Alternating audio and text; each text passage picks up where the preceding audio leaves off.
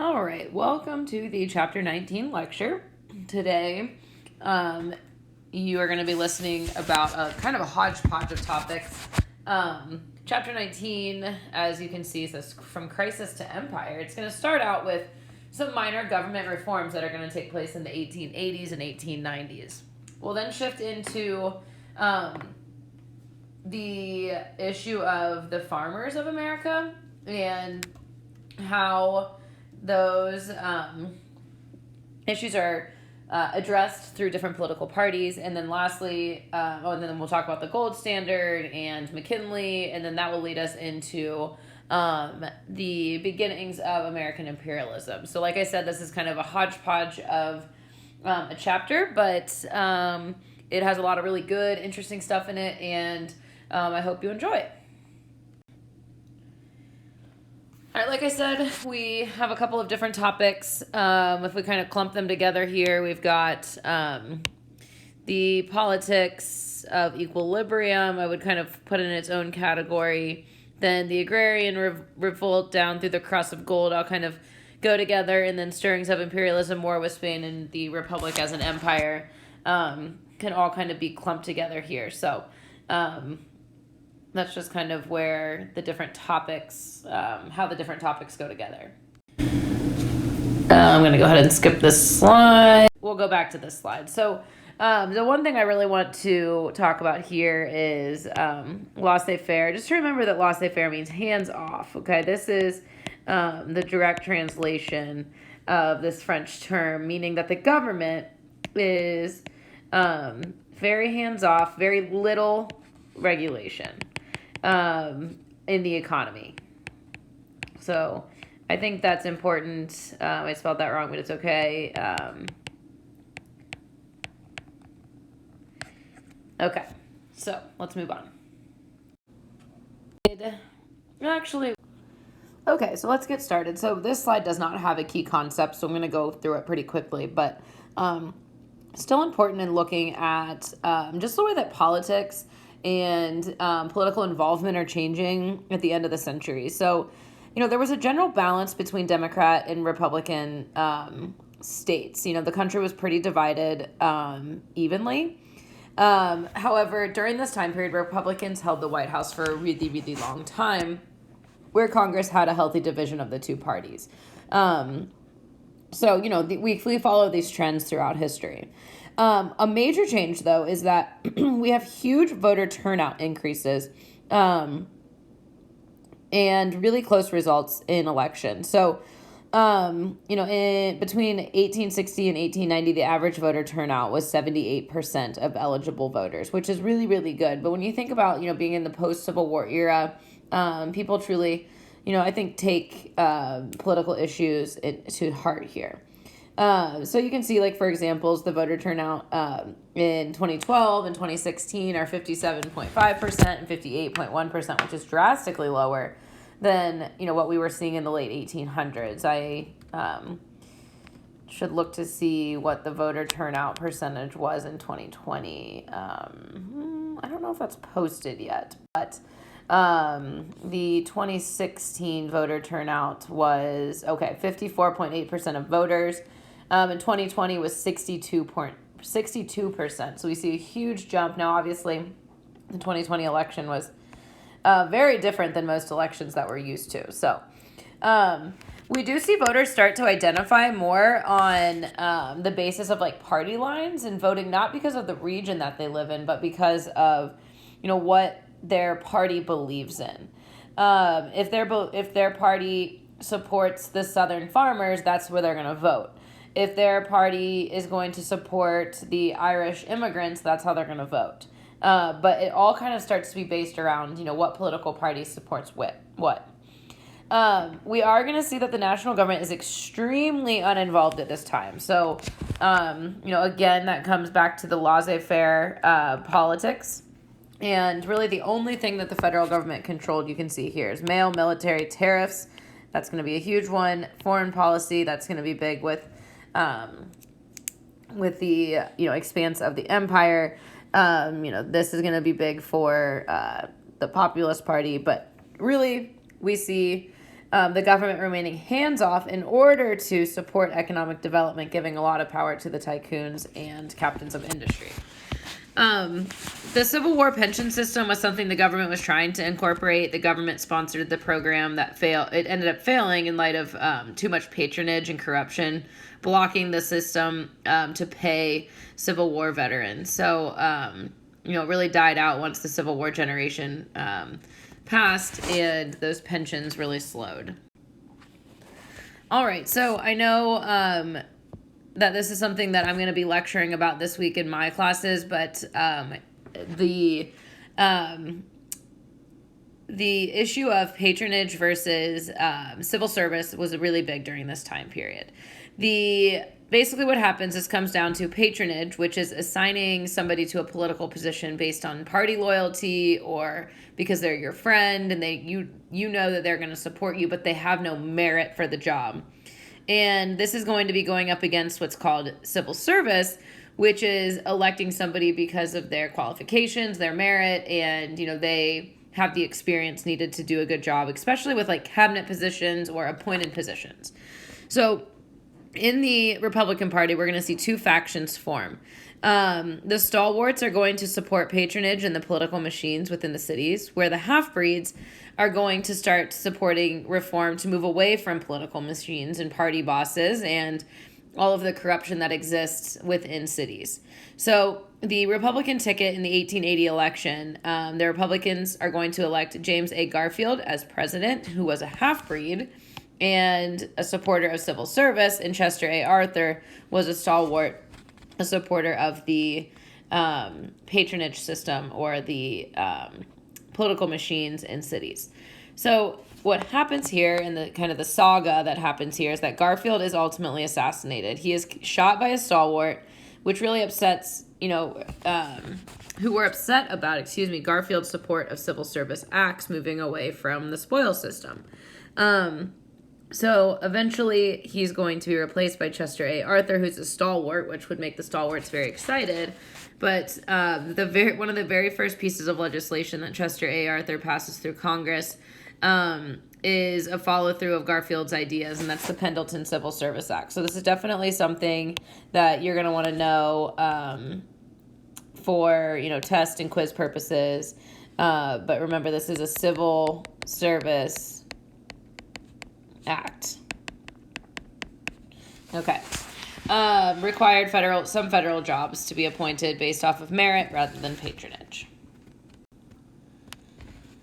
So here you can see civil service reform, and the civil service is squeezing the stalwart, and you can see Grant all down here because Grant had a history of having a very plagued administration with corruption, and his buddies. He really put his buddies in the whiskey ring into power. Okay, so moving on, we see another major issue, and the theme of this slide is baby steps towards some, emphasis on some, government reform.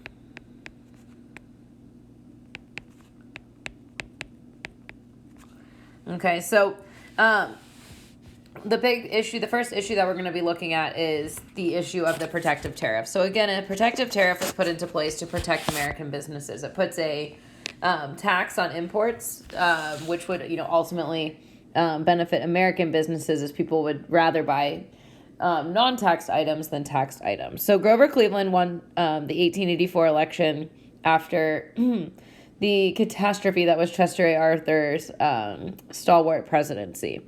And Cleveland was this new hope. He was the first Democrat that we had in years. And he would be a more hands-on leader, but that wasn't what the country was quite ready for yet, and it kind of freaked people out. He wanted to lower the protective tariff, which really, really upset a lot of business people, which were more geared towards the Republican Party. And, they thought that he was really going to be hurting American business by increasing the protective tariff. So the election of 1888, Grover Cleveland's going to run again. and he runs and loses to Benjamin Harrison, the son of William Henry Harrison, on the question of lowering the tariff. He did win the popular vote, but he lost the electoral vote. So it was a very close election, but he does lose. Now, he will come back in the 1892 election and retake the presidency. So he's the only president to date that has served 2 non-consecutive terms, which is, pretty interesting fun fact. Okay. So some different issues that are tackled through the 1880s and 1890s, starting with the Sherman Antitrust Act. So this is something that Cleveland would put into place. This act really had little to no impact on corporations, but what its goal was to break up some monopolies. So break up monopolies. It was very loosely executed by the federal government, and it ultimately, in its parameters and rules, was going to negatively impact labor unions more than it did big business. So, that was a failure. But we will see in the future that this is going to be modified and created into the Clayton Antitrust Act.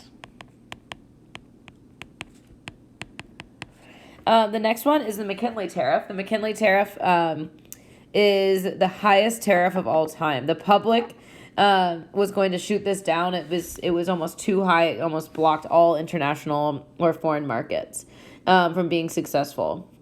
It really destroyed the Republican majority in both the House and the Senate and allowed for Grover Cleveland to be reelected in 1882. So this was a big issue of Benjamin Harrison.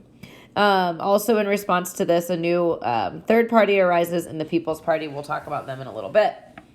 The Interstate Commerce Act is going to be really important with the regulation of railroads. So they are going to have control over railroad rates, the federal government. This all comes from the Wabash, St. Louis, and Pacific Railroad Company versus Illinois, when the Supreme Court ruled that the states had little to no control over interstate commerce, like said in Gibbons v. Ogden, which was one of our landmark Supreme Court cases earlier in the year. This does expand the powers of Congress, and the Interstate Commerce Commission, or the ICC, was created, but the problem with the ICC is that it was a very small group of people that were trying to monitor the railroad system of the entire nation. So that was really problematic. There's something else that I just wanted to say about these different acts is that we will see that all of these are attempts at reform, but they don't actually really accomplish much of anything. They're good in theory, but they're not great in execution. So, that's just something to keep in mind, that the government is trying to be a little bit less hands-on, but they just don't have great success. Okay, so when we talk about kind of shifting gears here to the farmers, we're going to focus on 3 groups, and they all kind of, are one and the same in the sense that they all kind of evolve into each other. So the first group of farmers that are going to assemble to fight for farmers' rights are the Grangers, or what's called the Grange Movement, and they will become later on the leaders of the populist movement. The Grangers are basically just the first group of farmers to come together under one goal to advance the rights of farmers. They address their main grievances. They disliked what's called the middleman, or the corporations who are controlling the sale of crops and taking large cuts of the profit. Basically things that were happening because there was a lack of government control. They were attempting to stop or limit, or at least regulate, monopolies that were taking place over railroad companies because of transportation, as well as warehouses because of storage. So the storage of an abundance of crops.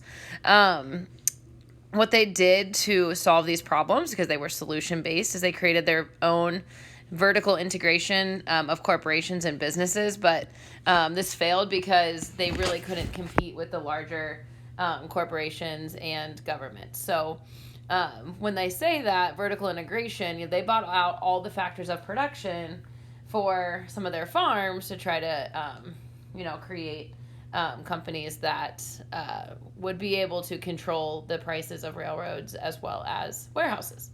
Now, they did gain control in some state legislators. Oftentimes, they had to join other political parties.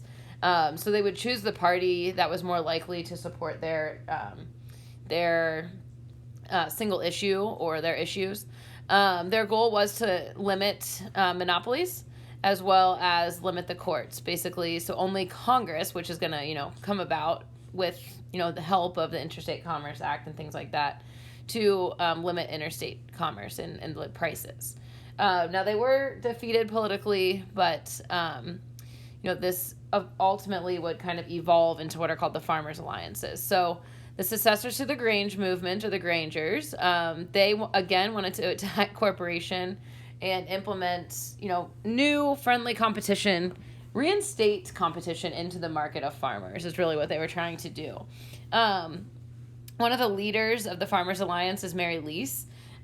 She was a fiery orator. She gave speeches about how important it was to work towards farmers' rights and in the improvement of farmers' rights throughout the country, which led to the birth of the People's Party, or what we would call the Populist Party. So to focus on the People's Party or the Populist Party, or eventually it will become the Populist Party, we look at the Ocala demands. These are a combination of both northern and southern alliances. So, small farmers, sharecroppers alike, they create, one single platform called the Omaha Platform. And, by their peak, they had 1,500 people in the state governments. 3 governors, 5 senators, and 10 congressmen. And eventually a populist will run for president, but under the Democratic Party. So the constituency, or the voters, ow, my dog is biting me, I apologize, here are going to be, they're going to be small farmers that were traditionally behind, as in the sense of like mechanization and expansion. We have sharecroppers, and then middle-class farmers, too, that couldn't compete with the large corporations, just depending on the region. That's who they were.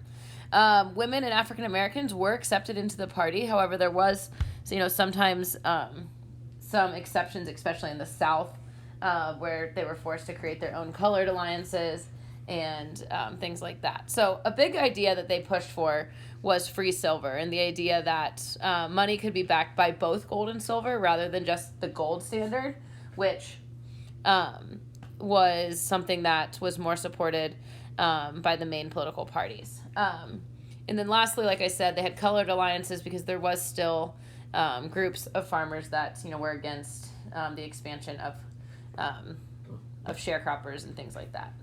Okay. So the Populist Platform is going to look, it's really, really unique, and actually the DBQ a couple years back was the Populist Platform. And you can see over in that political cartoon at the top, that's a representation of William Jennings Bryan, who basically ran for the Democratic ticket on his Populist Platform. So we're going to talk about that platform now. The first thing, so a political platform, just as kind of a side note, so these are the issues that the party is running on. So, you can have many different issues in a political party.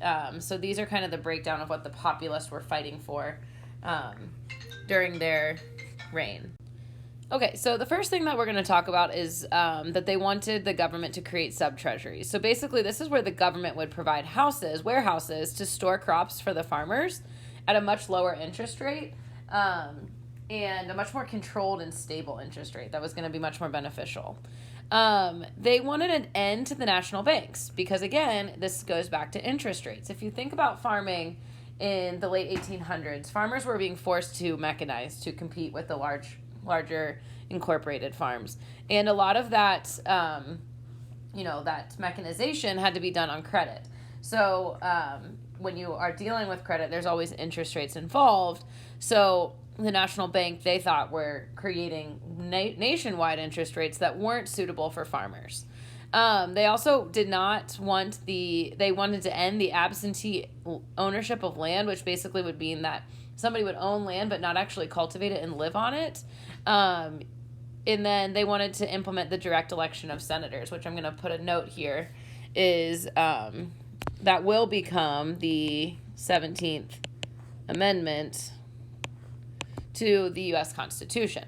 A big one, this one's super important, so important that I'm even going to give it a little highlight, is that they wanted government regulation of railroads, telephones, telegraphs, government-operated postal savings banks, basically a safe place for people to control their money, and sorry, my dog's going crazy, but basically just government regulation. They wanted government regulation and government control of more entities.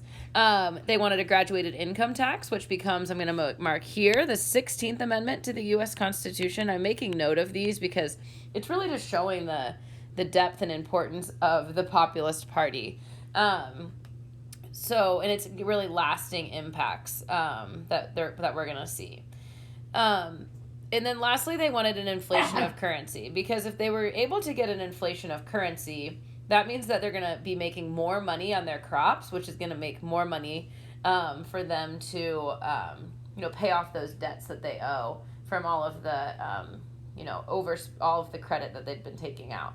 So a really detailed platform, also a really impactful platform.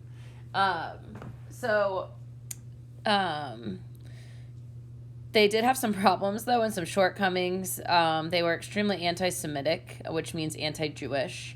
They had a lot of, they did a lot of persecution if you didn't fit their mindset, which was kind of a common thing just for the time period.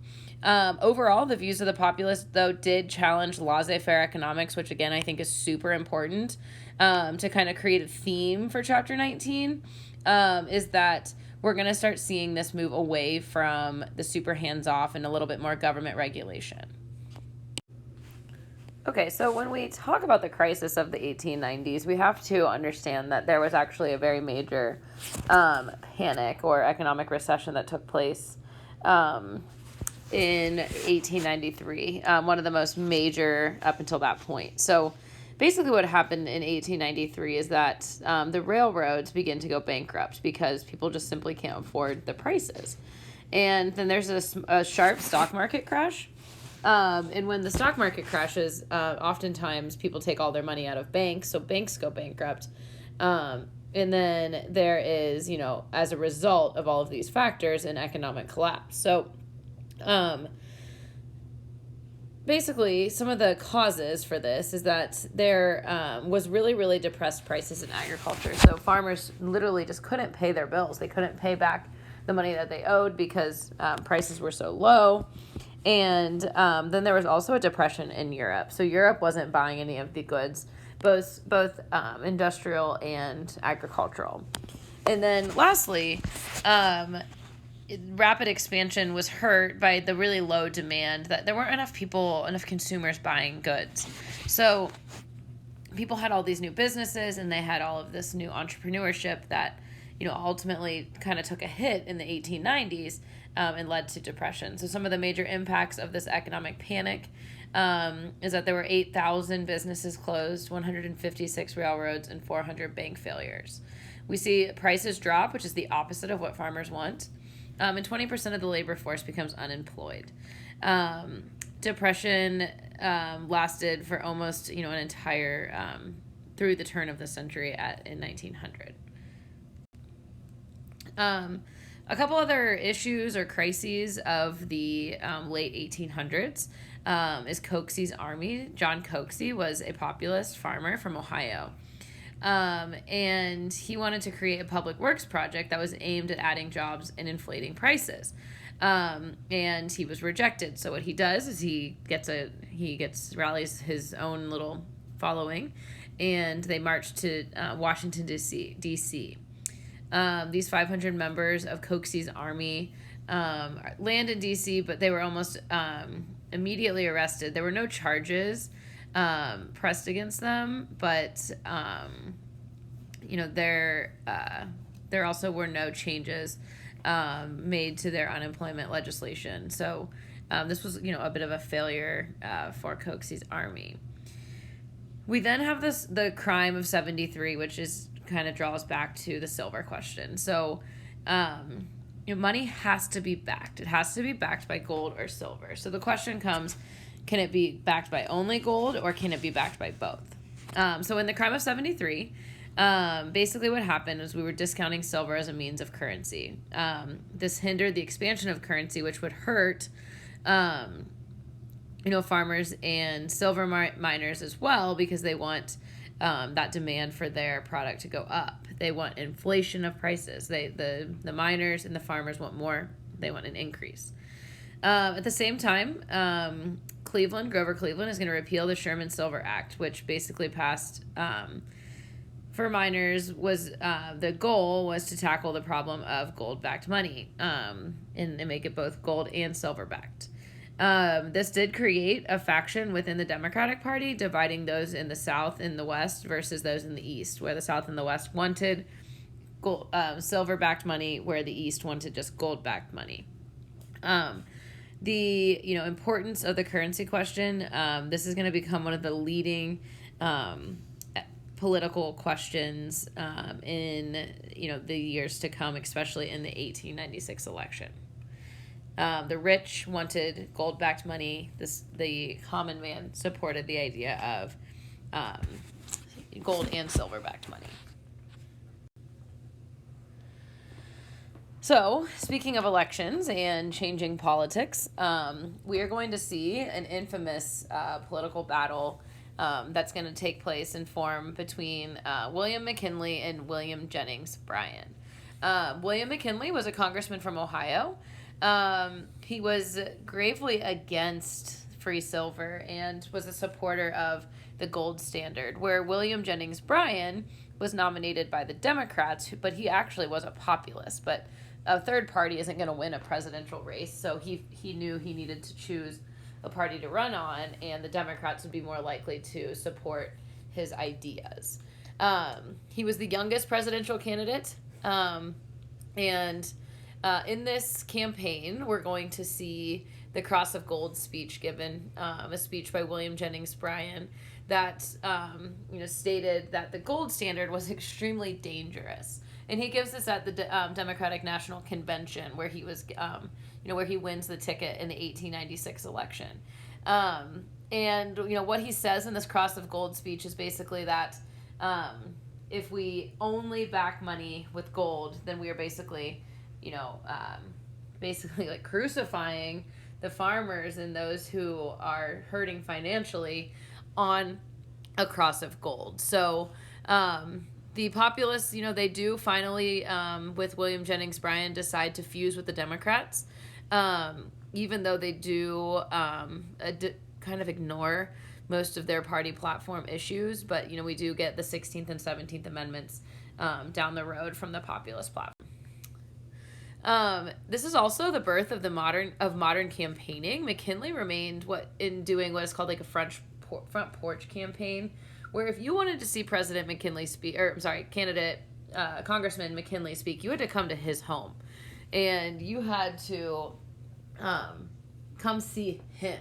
Where when we think of politics today, we think about the fact that people go out and they campaign and they seek out constituents to vote for them, where the old way of doing it was that the voters would come to you. So William Jennings Bryan was the first candidate to travel to all of his constituencies and really campaign for himself. He sought these people out rather than the opposite of what McKinley was doing. Now, he's young and doesn't have a lot of experience, William Jennings Bryan. At the time, people did not appreciate these actions. They thought he was like some loosey-goosey kind of, they just thought it was real weird and unprecedented that he would do something like this. But when we look at the election results, it's really kind of astounding that such a young populist was able to do so well in a presidential election under William Jennings Bryan. So he lost only 51.1% to 47.7%. And really, to say that he got 106 electoral votes is really quite something. Unfortunately, though, for William Jennings Bryan and the Populist Party, this was kind of the death of the People's Party when they weren't able to secure the presidency in 1896. McKinley, his focus was on improving the financial situation from the Panic of 1893. So American farms were helped by a lot of foreign crop failures. People were forced to buy from American farmers again, so that helped him out a ton. And then the Currency Act, or the Gold Standard Act, was passed in 1900. And when this was passed and confirmed, the gold standard brought like a bunch of success to the economy. And so he was able to argue like, oh my gosh, for this whole time, or the Republicans were able to argue that, this whole time, the right answer was the gold standard rather than free silver. So it was all kind of just lucky, if you will, but, that's just kind of how the cookie crumbled. So here's a picture, a political cartoon of the Cross of Gold. And then over on the right is your electoral map of 1896. All right, so again, shifting gears because this is our hodgepodge chapter. This time we're going to be looking at Manifest Destiny and the building up of the American Empire. So when we're looking at the building up of the American Empire, we're looking at, an extension of Manifest Destiny. We know the term of Manifest Destiny, that's our God-given right to expand westward. And we're going to see people continue to suggest that we not only should expand to the sea, to shining sea, but beyond, and start to build up our empire. If you can see in the top right, Frederick Jackson Turner believed that the frontier would close. Right, we eventually would get to the Pacific Ocean, and then we would have to start looking elsewhere. He started to convince others to look elsewhere for resources, including going abroad, which was, this new kind of idea for America. So as we, look at this, we look at the increasing importance of trade. So we have to increase the amount of exports that we're selling to other countries. We need to get to above $1 billion. What we're doing is we're trying to compete with other nations to become, a leading economic nation in the world. So the U.S., we need to stay on pace. And then we obviously have been historically true believers of social Darwinism, and that we are a superior peoples that, are basically justifying, taking over other countries because we are superior. So South America, we saw, could serve as markets for our surplus goods, but we do look beyond just South America. So some other justifications for imperialism, we see Burgess, who's going to say that white Anglo-Saxon people have the best political talent, and, it's kind of our duty to rule over anybody who's living in like a barbaric situation or a savage situation. Now, someone who's really, really important in the justification of this new wave of imperialism is Alfred T. Mahan, or Mahon, and I'm just going to circle his name here. What he suggests is that one of the main ways for the United States to become and maintain a world power is to build up our Navy. He says the Navy is the most dominant, important piece to world power, and colonial lands would, serve as new naval bases, new markets, and help us gain access to new raw materials that will help build the military and expand our foreign markets. So he suggests the Panama Canal, which obviously is not going to come about until a little bit later. But, I think of things like Hawaii and, in Pearl Harbor becoming a military naval base as an example of how we executed Mahan's plan for the United States.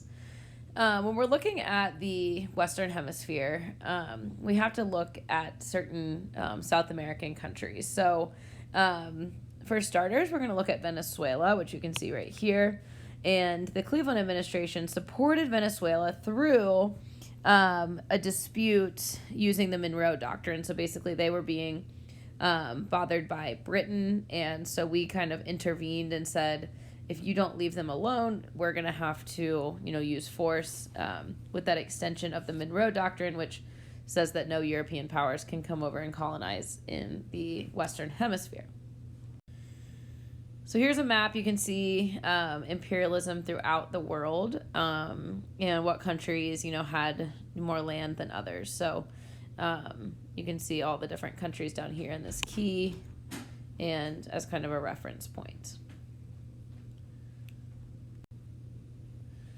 All right, so one of the first large bouts of imperialism that we have is with Hawaii and the Samoan Islands in the Pacific.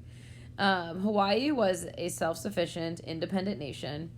They lived peacefully without foreign influence until the Americans arrived there in 1790. Now, the Americans are seeking out sugarcane plantations. So we start to use our economic strength against the Hawaiians and buy out their sugarcane plantations and use the native Hawaiian peoples as laborers.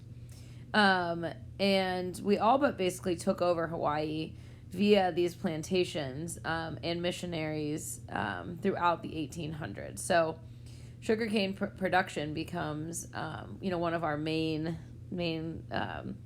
money makers. So we have our sights set on taking Hawaii over officially. So this takes place in 1891. Queen Liliuokalani is going to attempt a rebellion against the American planters in Hawaii. Now, this is going to be almost nearly impossible just with military strength by the U.S. So she has to actually abdicate the throne, and by 1898, the U.S. annexed Hawaii, and then Hawaii will become a U.S. state not until 1959. We then take over Samoa, which we had a three-way treaty with Britain, Germany, and ourselves. Eventually, though, we'll split the treaty with only Germany. The British give up any sort of claims on the Samoan Islands that are right here, American Samoan. So we split that there with Germany. Here's the German ones. Okay, so this next slide that we're going to do is going to be looking at the causes of the Spanish-American War, which was called the Splendid Little War because it was a short conflict, but it was definitely important in the way of the United States acquiring territory and beginning to build their empire overseas. So a big piece of the Spanish-American War actually coming to fruition is the fact that a lot of the events that were taking place in Cuba were being extremely sensationalized, or something called yellow journalism was being used. Basically, this is, taking the events of something and, really putting, a twist on the way that it's being presented to the public. So kind of interesting timing of learning this because obviously we deal, a lot with the media and the way that, the media spins different events today. So this is not something that's new in American history, and it has a lot of ties and connections to, events long before. So anyways, another point to the Spanish-American War is that the Spanish-American War was not taking place in either Spain or the United States. The causes were actually rooted in Cuba, which is about 90 miles south of Florida. So anyways, the Cubans had long been controlled by Spain and were seeking their independence. So, we obviously want Spain to be gone out of the Western Hemisphere as well, so we're going to support the Cuban side of this whole situation. So what the Cubans had tried to overthrow or kind of get the Spaniards out by destroying their own land. And when this happened, the Spaniards sent over a really horrible general named General Weyler, who, proceeded to put Cubans, men, women, and children into concentration camps, which was really, really horrible and, really good, for as bad as it sounds, good reason to write sensationalized headlines. Another reason that really angered Americans is that a letter from a Spanish ambassador named Delome was intercepted, and this letter was just basically tearing apart President McKinley, and the president decided that needed to be a published letter. And so Americans were reading the Spanish just bashing just bashing the president, which is, of course, is never going to go well. And then lastly, and the event that really sparked the start of the war was the USS Maine, which was a U.S. warship that was in the Havana harbor, exploded. And when it exploded, we obviously were going to immediately blame that explosion on the Spanish. So, the yellow journalism was just rampant at this point, and they were saying, remember the Maine became the rallying cry because Americans were killed. So the U.S. attempted an armistice with Spain, but they refused to end the oppression of the Cubans, so we declared war in March of 1898, so right at the end of the century. Again, this was called the Splendid Little War. It did not last long, and there really wasn't a lot of U.S. mobilization that took place. They had really, really horrible access to weapons and food and wool uniforms in Cuba, which I don't know. I've never been to Cuba, but I've been to southern Florida, and I don't think that would be comfortable at all.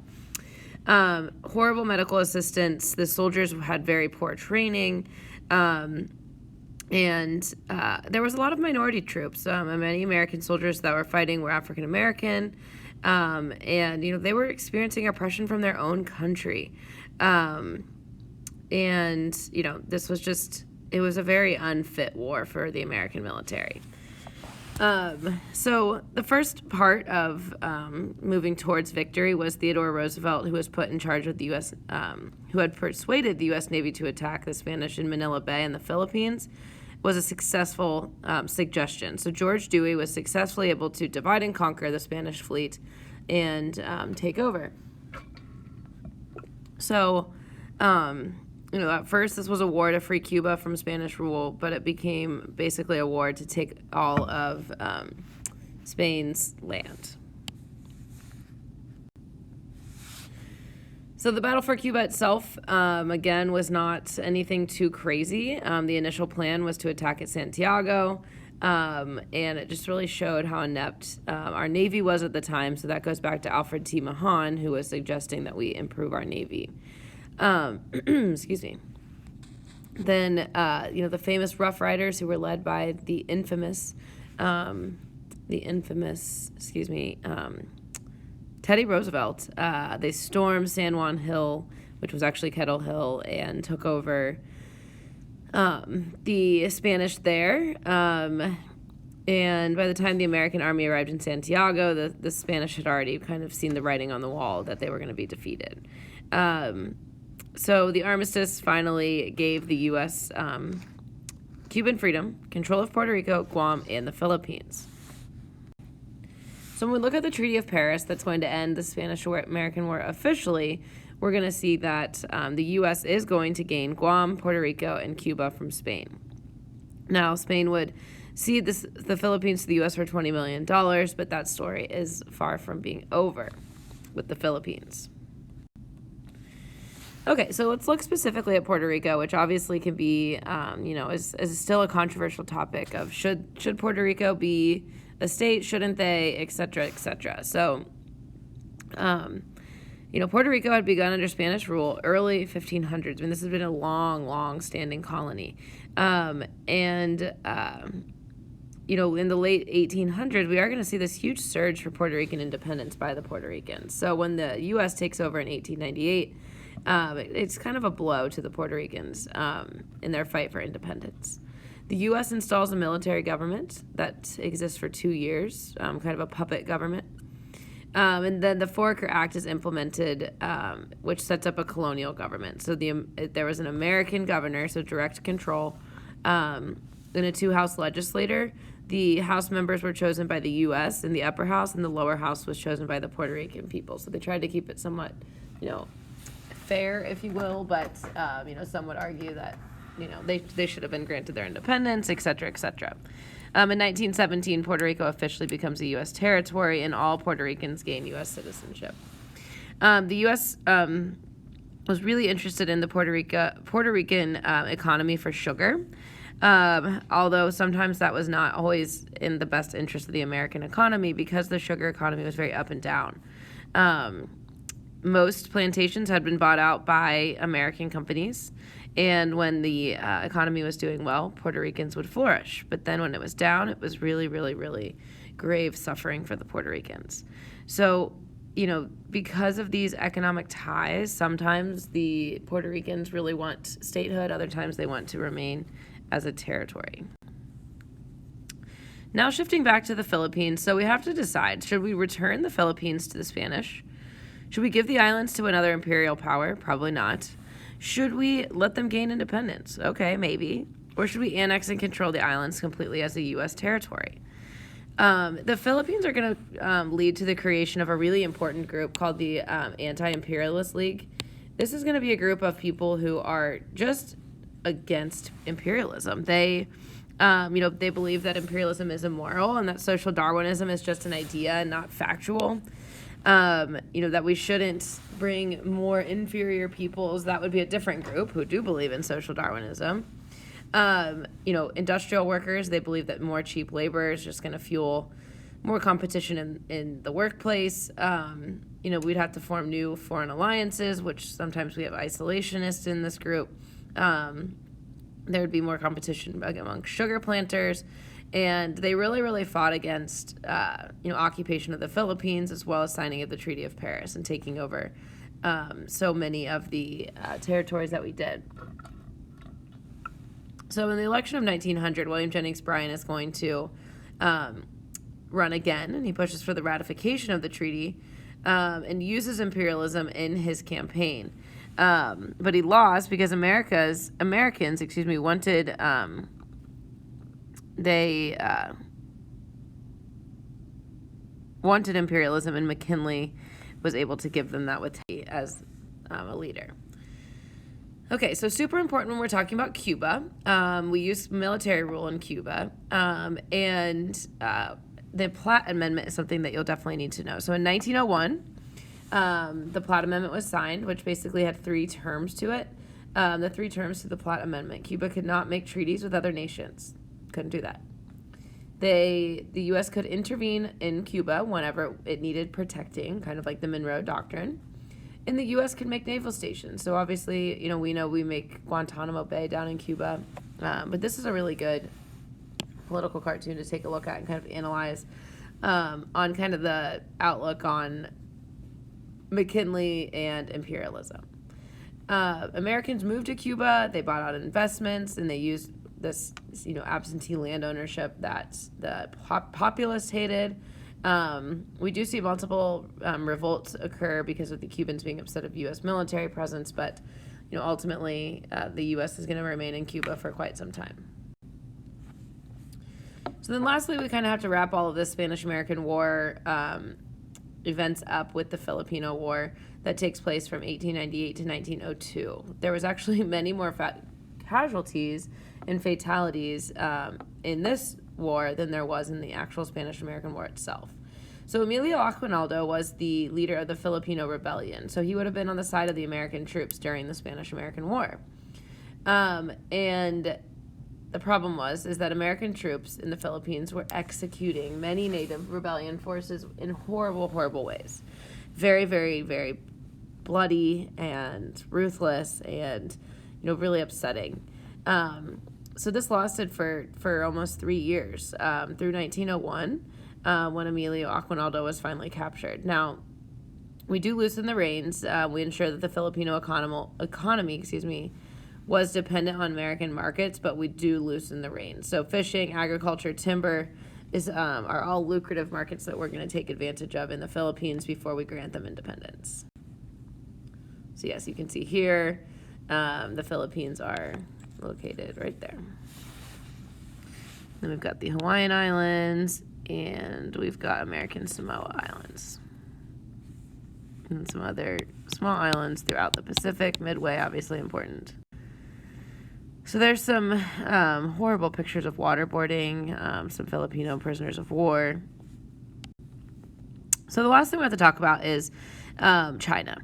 And just to kind of summarize what's happening in China, you should have touched on this last year in World Studies, is what's called the open door policy. So the Chinese really did not want any Western influence. They felt that they were fine on their own, and naturally the United States and other European countries want access to China because of all of their very unique resources. So the Chinese, finally agreed to the open door notes, or the open door policy, which says that each European country will take one little sphere of influence in China, and other nations in different spheres could not trade with the separate spheres that they weren't part of or assigned to.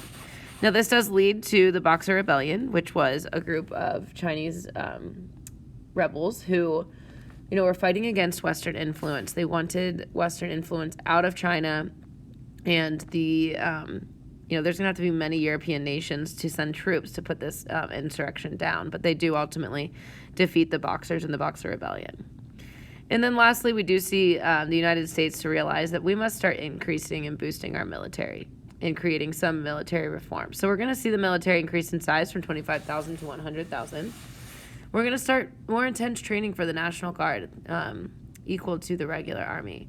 And we're going to create positions in the federal government, the Joint Chiefs of Staff, which are in charge of supervising and coordinating all military action. So we know that, we have to, in order to become an imperial nation and a strong nation, is to focus on building up our military, just like in the words of Alfred T. Mahan. So that's it for today. I appreciate you listening, and we'll see you back. I'll be on chapter 21.